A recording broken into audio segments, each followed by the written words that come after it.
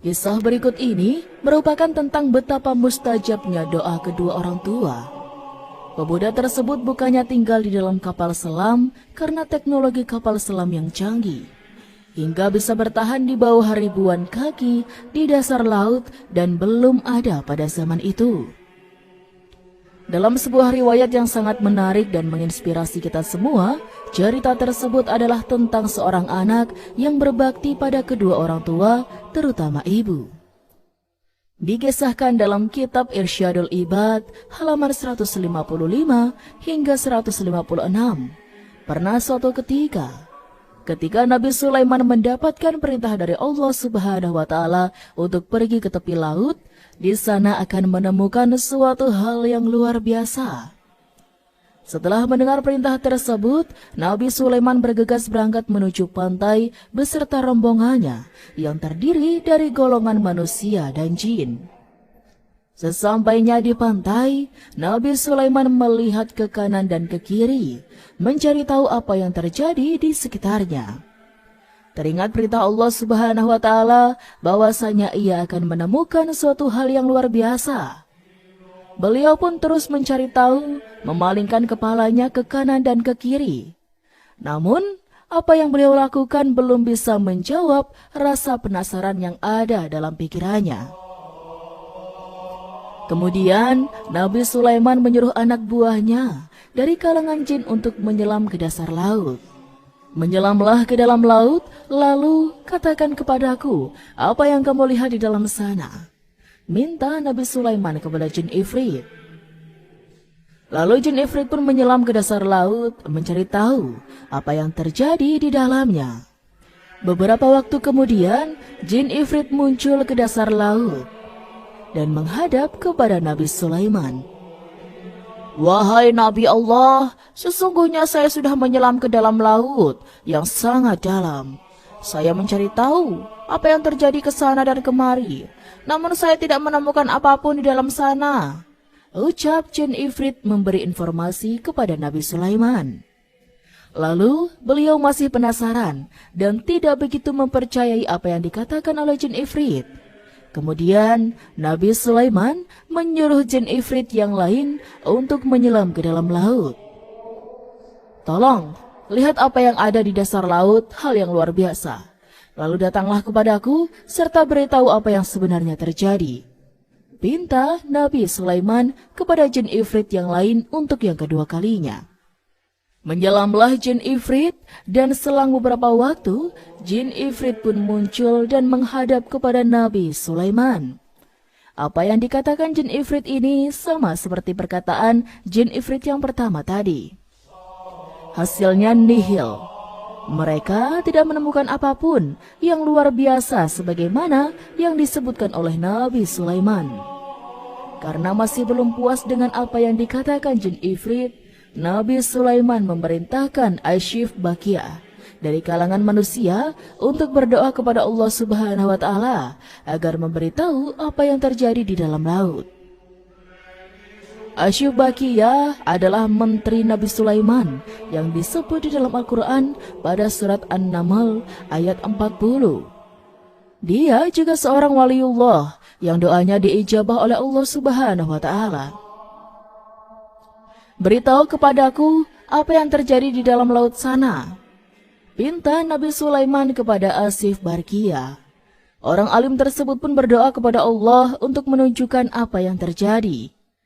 Setelah Asyif berdoa, tiba-tiba muncullah dari dalam laut sebuah benda berbentuk kubah yang mempunyai 4 pintu. 1 pintu terbuat dari batu intan, 1 pintu terbuat dari batu yakut, dan 1 pintu terbuat dari batu intan putih. Dan satunya lagi terbuat dari batu aquamarine atau sejenis batu zamrud hijau. Semua pintu itu terbuka dan tidak ada 1 tetes air pun yang masuk ke dalamnya. Padahal benda tersebut berada di dalam laut yang sangat dalam, sama seperti 3 kali perjalanan menyelamnya jin Ifrit yang pertama. Asyif juga orang yang telah berhasil memindahkan singgasana Ratu Balkis yang sempat menjadi sosok misterius tentang siapa orang alim yang telah berhasil menjalankan tugas tersebut. Saat itu, Nabi Sulaiman menawarkan kepada jin Ifrit untuk membawa singgasana Ratu Balkis secepat mungkin. Penawaran jin Ifrit, singgasana Balkis akan tiba sebelum Nabi Sulaiman beranjak duduk dari tempatnya. Kemudian, jawablah orang alim dari kalangan Nabi Sulaiman, yang dimaksud adalah Asif Barkia. Ia bisa memindahkan singgasana Balkis dengan kecepatan sebelum mata berkedip. Penawaran tersebut membuat Nabi Sulaiman takjub. Hal ini lagi-lagi kalangan manusia yang taat lebih unggul dari golongan jin. Lalu, benda yang berbentuk kubah tersebut diserahkan kepada Nabi Sulaiman. Tiba-tiba, di dalamnya terdapat seorang laki-laki yang tampan memakai baju yang serba putih dan bersih badannya. Pemuda itu sedang melakukan salat. Lalu Nabi Sulaiman masuk ke dalamnya dan memberikan salam kepada pemuda itu. Pemuda itu pun mempercepat salatnya dan menjawab salam Nabi Sulaiman. "Sebab apa kau bisa berada di dasar laut ini?" tanya Nabi Sulaiman mengawali pembicaraan. "Wahai Nabi Allah, sesungguhnya bapak saya adalah seorang laki-laki yang lumpuh dan ibu saya adalah seorang wanita yang buta. Saya merawat keduanya hingga 70 tahun. Saya merawat keduanya dengan penuh kasih sayang. Sebelum ajal menjemput ibu saya, ia sempat berdoa kepada Allah, 'Ya Allah, panjangkanlah umur anakku dalam keadaan selalu bertakwa kepadamu.' Dan ketika sebelum wafatnya ayah saya, dia juga berdoa kepada Allah, 'Ya Allah, tempatkanlah anakku di tempat yang tidak ditemukan oleh setan.'" Cerita pemuda itu kepada Nabi Sulaiman.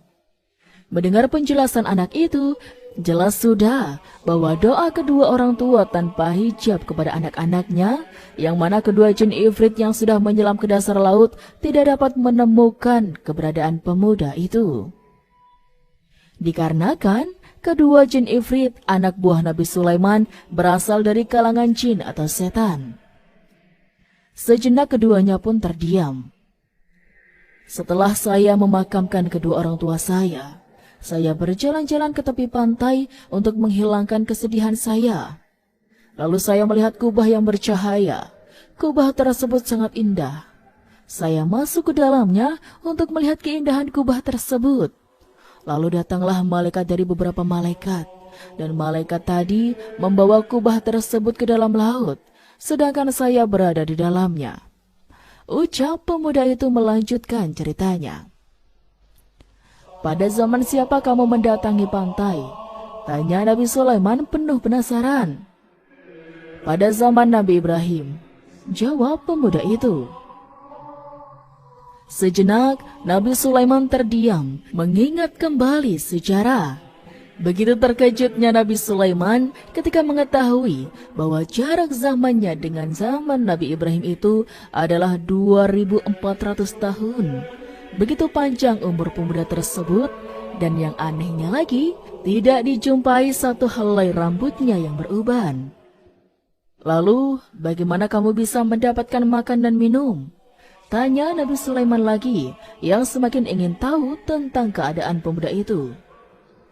"Wahai Nabi Allah, setiap hari datang kepadaku seekor burung yang membawakanku makanan sebesar kepala manusia. Lalu saya memakannya. Setelah itu, saya merasakan kenikmatan yang belum pernah saya rasakan di dunia. Setelah saya memakannya, saya tidak lagi merasakan lapar, haus, gerah, dingin, dan tidak merasa ngantuk. Seakan-akan sifat-sifat yang dirasakan oleh manusia pada umumnya tidak ada pada saya.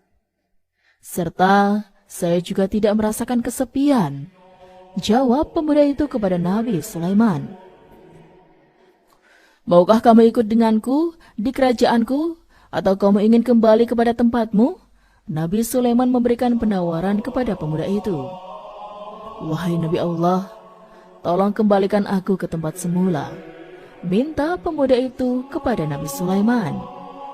Lalu Nabi Sulaiman memerintahkan Asif Bakia untuk mengembalikan pemuda itu ke tempat semula saat itu juga. Dan pemuda tersebut hilang dari pandangan Nabi Sulaiman dan rombongannya. Dari kisah tersebut, kita bisa mengambil hikmah sekaligus. Yang pertama, bahwasanya doa orang tua itu sangatlah mustajab dan tidak bisa diragukan lagi.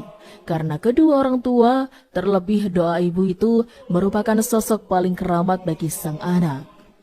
Sebagaimana bunyi salah satu hadis, ridha Allah bergantung dari ridho kedua orang tua dan murka Allah bergantung dari murka orang tua.